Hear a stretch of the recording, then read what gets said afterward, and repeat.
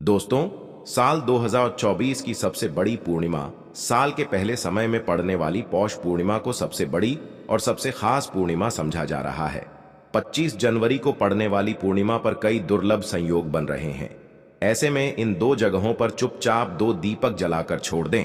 इससे मृत्युदंड दोष, महाकाल, सर्प दोष, नजर दोष, शनि दोष, राहु दोष सब कुछ होगा खत्म, किस्मत पर लग जाएंगे। चार चांद माह लक्ष्मी दौड़ी दौड़ी चली आएंगी, कंगाल भी होंगे धनी। दोस्तों, आज हम आपको बताएंगे दीपक जलाने के कितने फायदे आपको अपने जीवन में मिलते हैं और किस तरह आपको दीपक जलाना चाहिए, कौन सी दिशा में जलाना चाहिए जिससे कि आपको बहुत ज्यादा तरक्की हासिल हो और आप अपने जीवन में सभी बाधाओं को खत्म कर सके। सबसे पहली बात तो ध्यान में रखनी चाहिए कि अपने घर के मंदिर में रोजाना ही आपको दीपक जलाना चाहिए। ऐसा नहीं होना चाहिए कि आपने दीपक ना जलाया हो, क्योंकि घर के मंदिर में रोजाना दीपक जलाना बहुत ही जरूरी होता है। इससे आपके घर से सभी नेगेटिव ऊर्जा बाहर निकलती है। यदि आप शाम के समय घर के मंदिर में दीपक नहीं जलाते हैं तो इससे आपके घर का वातावरण बहुत ज्यादा नेगेटिव तो होता ही है, आपके घर में परेशानियां बहुत ज्यादा बढ़ने लगती। घर का जो प्रमुख व्यक्ति होता है उसे बहुत ही ज्यादा मेहनत करनी पड़ती है। इसकी वजह से परेशानी और टेंशन में घर का मुखिया पड़ जाता है। दोस्तों, दीपक ध्यान और रोशनी का प्रतीक है। पूजा में दीपक का खास स्थान है। आमतौर पर विषम संख्या में दीप प्रज्वलित करने की परंपरा चली आ रही है। दरअसल दीपक जलाने का कारण यह है कि हम अज्ञान का अंधकार मिटाकर अपने जीवन में ज्ञान के प्रकाश के लिए पुरुषार्थ करें। हमारे धर्मशास्त्रों के अनुसार पूजा के समय दीपक जलाना अनिवार्य समझा गया है। आरती का घी का दीपक जलाने से घर में सुख समृद्धि है। इससे घर में लक्ष्मी का स्थायी रूप से निवास हो जाता है। इसके वैज्ञानिक कारण भी बताए गए हैं। दीपक को सकारात्मकता का प्रतीक और दरिद्रता को दूर करने वाला समझा जाता है। गाय के घी में रोगाणुओं को भगाने की क्षमता होती है। यह घी दीपक में अग्नि के संपर्क से वातावरण को पवित्र बना देता है। इससे प्रदूषण दूर होता है। दीपक जलाने से पूरे घर को फायदा मिलता है, चाहे वह मेन सम्मिलित हो या ना हो। दोस्तों, शाम का समय हिंदू धर्म में बहुत ही ज्यादा महत्वपूर्ण समझा जाता है और जो लोग शाम के समय कभी भी घी का दीपक या फिर तेल का अपने घर में नहीं जलाते हैं तो उनके घर में सदैव ही मुसीबतें बनी रहती हैं। यानी कि एक मुसीबत से निकलते हैं तो दूसरी मुसीबत में फंस जाते हैं। सदैव धन की समस्याएं, परेशानियां बढ़ती रहती हैं। उनके बच्चे भी उनके खिलाफ होने लगते हैं, कहना बिल्कुल भी नहीं मानते हैं। इसी तरह से घर का पूरा माहौल ही दुखपूर्ण होने लगता है। दोस्तों, साल 2024 की सबसे बड़ी पूर्णिमा साल के पहले समय में पड़ने वाली पौष पूर्णिमा को सबसे बड़ी और सबसे खास पूर्णिमा समझा जा रहा है। 25 जनवरी को पड़ने वाली पूर्णिमा पर कई दुर्लभ संयोग बन रहे हैं। ऐसे में इन दो जगहों पर चुपचाप दो दीपक जलाकर छोड़ दें। इससे मृत्युदंड, पितृदोष, महाकाल, सर्प दोष, नजर दोष, शनि दोष, राहु दोष सब कुछ होगा खत्म। किस्मत पर चार चांद लगा जाते, लक्ष्मी दौड़ी दौड़ी चली आएंगी, कंगाल भी होंगे धनी। दोस्तों, आज हम आपको बताएंगे दीपक जलाने के कितने फायदे आपको अपने जीवन में मिलते हैं और किस तरह आपको दीपक जलाना चाहिए, कौन सी दिशा में जलाना चाहिए जिससे कि आपको बहुत ज्यादा तरक्की हासिल हो और आप अपने जीवन में सभी बाधाओं को खत्म कर सके। सबसे पहली बात तो आपको ध्यान में रखनी चाहिए कि अपने घर के मंदिर में रोजाना ही आपको जलाना चाहिए। ऐसा नहीं होना चाहिए कि आपने दीपक ना जलाया हो, क्योंकि घर के मंदिर में रोजाना दीपक जलाना बहुत ही जरूरी होता है। इससे आपके घर से सभी नेगेटिव ऊर्जा बाहर निकलती है। यदि आप शाम के समय घर के मंदिर में दीपक नहीं जलाते हैं तो इससे आपके घर का वातावरण बहुत ज्यादा नेगेटिव तो होता ही है, आपके घर में परेशानियां बहुत ज्यादा बढ़ने लगती हैं। घर का जो प्रमुख व्यक्ति होता है उसे बहुत ही मेहनत करनी पड़ती है। इसकी वजह से परेशानी और टेंशन में घर का मुखिया पड़ जाता है। दोस्तों, दीपक ध्यान और रोशनी का प्रतीक है।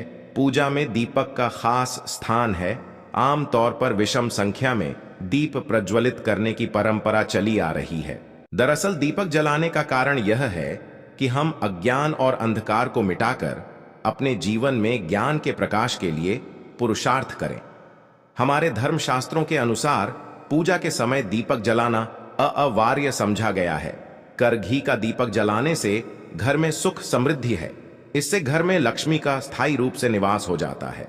इसके वैज्ञानिक कारण भी बताए गए हैं। दीपक को सकारात्मकता का प्रतीक और दरिद्रता को दूर करने वाला समझा जाता है। गाय के घी में रुगाव को भगाने की क्षमता होती है।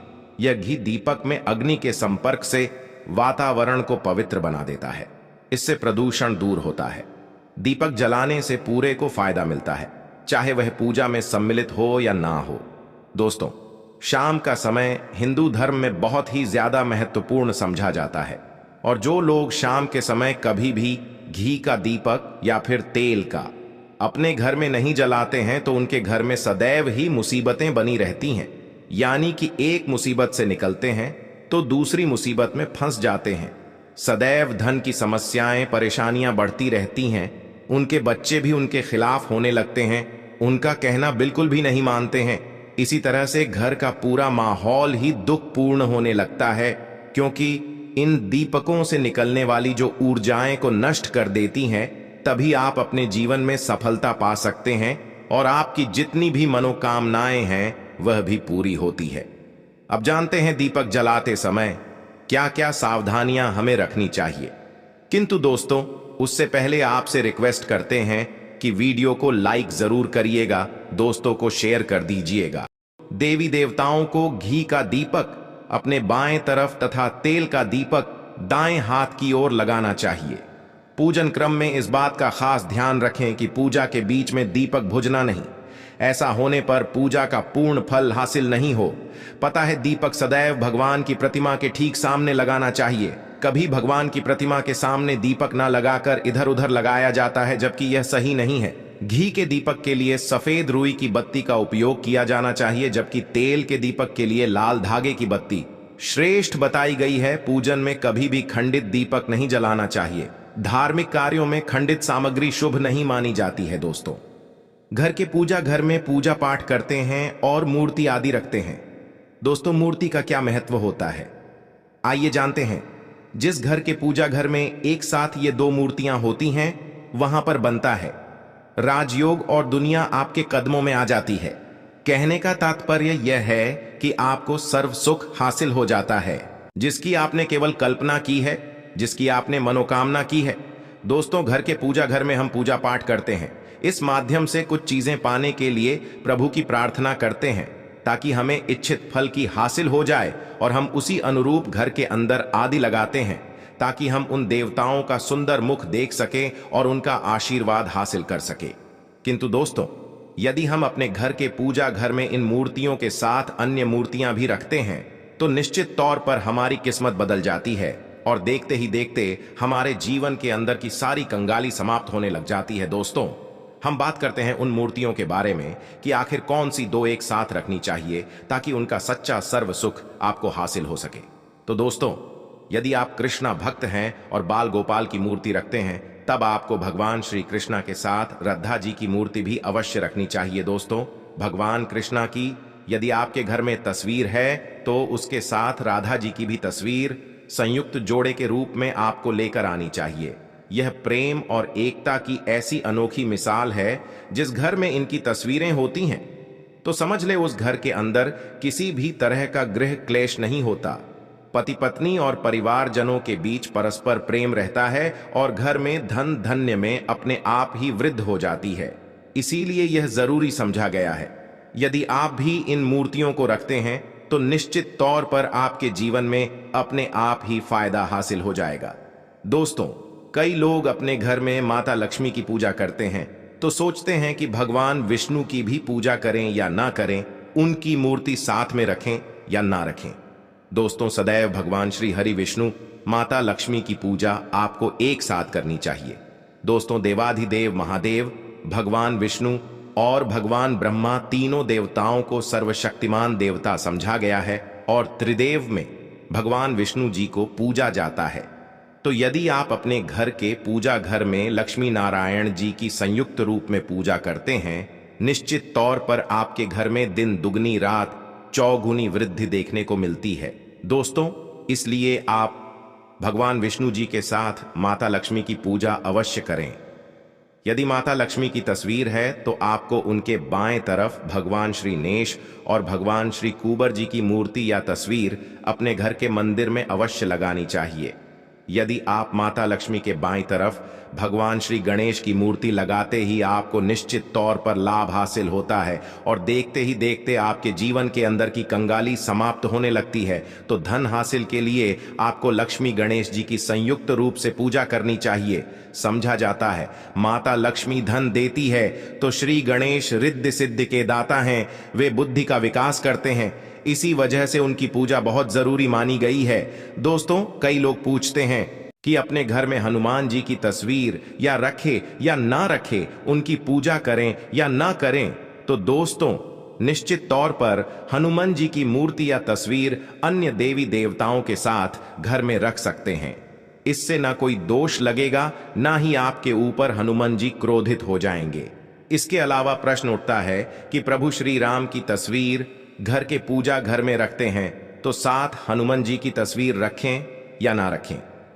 दोस्तों, भगवान श्री राम के प्रिय भक्त हनुमान जी हैं और निश्चित तौर पर दोनों की पूजा से आपको उतना ही आशीर्वाद हासिल होता है जितना कि आपको राम जी की मूर्ति या तस्वीर का पूजन करने से मिलता है। या फिर सबसे अच्छा है कि आप श्री राम दरबार की तस्वीर अपने घर में लेकर आए और श्री राम दरबार की तस्वीर का पूजन करें, या उनकी मूर्ति या उनसे जुड़ी किसी तरह की कोई चीज आपके पास है तो आप उनका पूजन करें। सारे देवी देवताओं का आपको आशीर्वाद मिल जाता है। हनुमान जी से लेकर सीता माता, भगवान श्री राम और अन्य देवी देवताओं का भी आशीर्वाद मिल जाता है। निश्चित तौर पर अपने घर के पूजा घर में एक साथ आप यह तस्वीर रख सकते हैं। इससे आपके जीवन में राजयोग की हासिल हो सकती है। दोस्तों, इसी तरह यदि आप अपने घर के पूजा घर में या किसी अन्य स्थान पर यदि कोई तस्वीर रखना चाहते हैं और उसे लगाकर अपने घर में लाभ हासिल करना चाहते हैं, तो अपने घर में या पूजा आपको निश्चित तौर पर त्रिदेव की तस्वीर या मूर्ति एक ही स्थान पर लाकर अवश्य रखनी चाहिए। ब्रह्मा, विष्णु और महेश, इन तीनों की संयुक्त से एक साथ तस्वीर अपने घर के मंदिर में या अपने घर में कहीं भी लाकर रख देनी चाहिए। समझा जाता है कि इन तीन देवताओं के एक साथ दर्शन करने मात्र से हमारे बड़े से बड़े विघ्न और बड़े से बड़े कष्ट ऐसे ही समाप्त हो जाते हैं। इसी वजह से इन तीनों की एक साथ में तस्वीर या मूर्ति लाकर आपको पूजा अवश्य करनी चाहिए। दोस्तों, अब बात करते हैं कि कुछ ऐसी तस्वीरें होती हैं या ऐसी मूर्तियां होती हैं जिनको आपको अपने पूजा घर में स्थान ही नहीं देना चाहिए। यदि आपने इन तस्वीरों को या मूर्ति को अपने घर के पूजा घर में स्थान दिया है तो समझ लीजिए कि आपको कंगाली का सामना करना पड़ेगा या फिर देवी देवताओं की क्रोध का सामना करना पड़ेगा। दोस्तों, और एक बात बता दें कि मंदिर में कभी भी विषम संख्या में गणेश जी की मूर्तियां ना रखें, जैसे कि 1, 3 या 5 ऐसे रखना समझा जाता है। 2 मूर्तियों को एक साथ रखना शुभ समझा गया है। यदि आप सिर्फ गणेश जी की मूर्ति रखते हैं तो इसके अलावा किसी भी तरह की मूर्ति आपको नहीं रखनी चाहिए। दोस्तों, स्थापित करते वक्त ध्यान दें कि गणेश जी का चेहरा सदैव घर के मुख्य दरवाजे की तरफ होना चाहिए ताकि आपको अच्छे और सच्चे धन लाभ की हासिल हो। और इस बात का ध्यान रखें कि घर में अंगूठे से बड़े आकार का शिवलिंग आपको भूल कर भी नहीं रखना चाहिए। सदैव एक छोटा सा शिवलिंग रखें और इससे ज्यादा शिवलिंग नहीं रखने चाहिए। दोस्तों, वैसे तो कोई अपने घर में शिवलिंग रखना ही नहीं चाहिए, उसके बाद भी यदि रखते हैं तो अंगूठे से बड़े आकार का शिवलिंग आपको नहीं रखना चाहिए। आप छोटा शिवलिंग रख दें और ध्यान रखें कि एक से ज्यादा शिवलिंग आपको भूल कर भी नहीं रखने हैं। घर में यदि आप शिवलिंग रखते हैं तो शिवलिंग के ऊपर आपको तुलसी भूल कर भी अर्पित नहीं करनी चाहिए। यदि आपने शिवलिंग रख लिया है और उस पर तुलसी अर्पण कर दी तो देवी देवताओं के क्रोध का आपको सामना करना पड़ेगा।